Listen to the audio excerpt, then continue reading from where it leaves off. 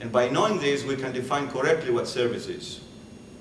So what the teacher wants to suggest today is, along with all these beautiful things that you're doing, as a group and as an organization, with support of your parents, is to raise awareness about things that they need to be discussed in campus and everywhere. One of the most important topics in our times is about education. It should be a forum.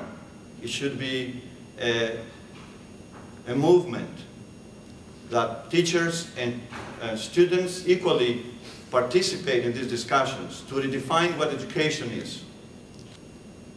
Because we have been in a path that does not lead to green pastures. Everyone is very fearful of the future. Not if they will have the money to go to be educated, but even if we do, if we will find a job, and even if we find a job, if we're going to be able to maintain it. And so, as long as there's places on earth that it is possible with very much lower per capita per citizen to be free education, to have free medicine provided. If there are countries that they are many much more times poorer, and they can afford to have free education, they can afford to have free medical care, why not us here? This should be discussed, because if not, the future will not be as good as we would like it to be. Because people become fearful, people lose hope, and when that happens, people become violent, desperate, they become sick. And this is what we're seeing happen in our society. We cannot close our eyes into this. This is a voice out of the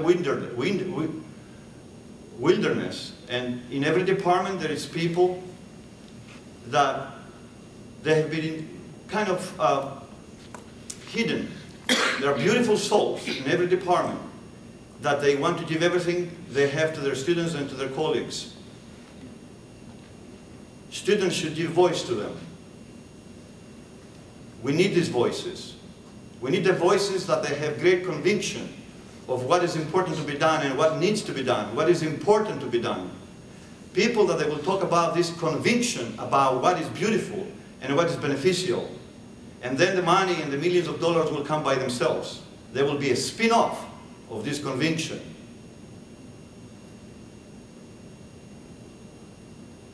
As service, it would be nice to see the students to go into places that they are totally marginalized, to find the real meaning of life, to be able to become great leaders.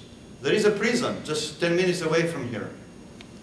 Teacher wonders how many times students have come together as a group to go and visit these people there, to hear their stories, to hear why they killed, why they stole, and what is in their mind now. What do they think about themselves and society? Why did they decide to do such a thing? We can go to orphanages. I heard beautiful stories. A lady here, I would like to talk to her later. Because the teacher has a similar dream to go and wash and feed the homeless and the hungry people. Because if we do not do this kind of service, certainly our direction, it will not become fruitful. It will not turn out to be the best. Everything that needs, that we do, when it is impregnated with compassion and true love, it will be our good fruit. That is why you as students must love what you do. Steve Jobs, in his speech in Stanford University for 15-minute speech, is worth to be listening to it every day, you as students. And to tape it, print it, put it on the wall, underline the things that you must work on. He spoke about 3 things. He spoke about faith, connecting the dots. He said you must believe in something. Without it, you cannot go too far. Second, he said about love and loss. You must love what you do. It should not be the desires of your parents, the fulfillment of unfulfilled desires of your parents. It must be something that comes from within you. In that way, no matter what happens in the world tomorrow, You will never give up. Even if you will be fired, laid off, you will never put down your dreams. He was laid off from his own company.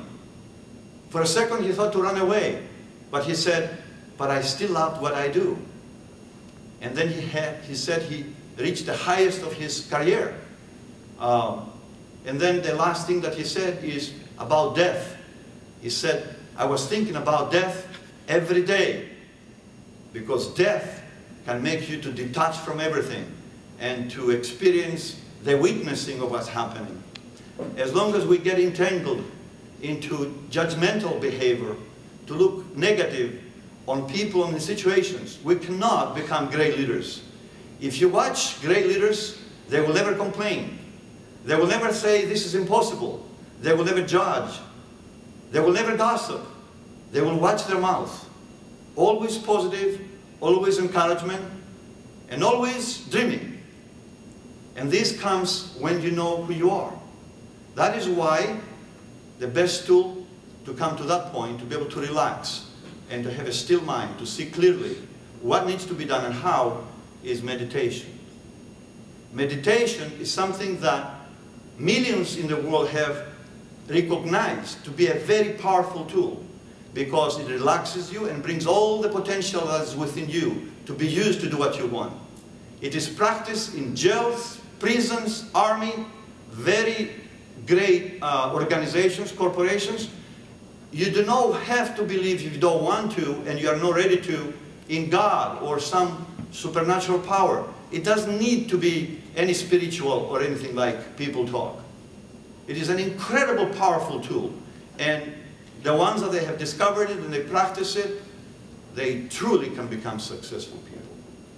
So as the Chancellor of Amrita University, she goes by the name Amma, she says, if you learn to relax, you will discover an incredible, unspeakable power within you and potential that it will spring out from you and become light all over the world.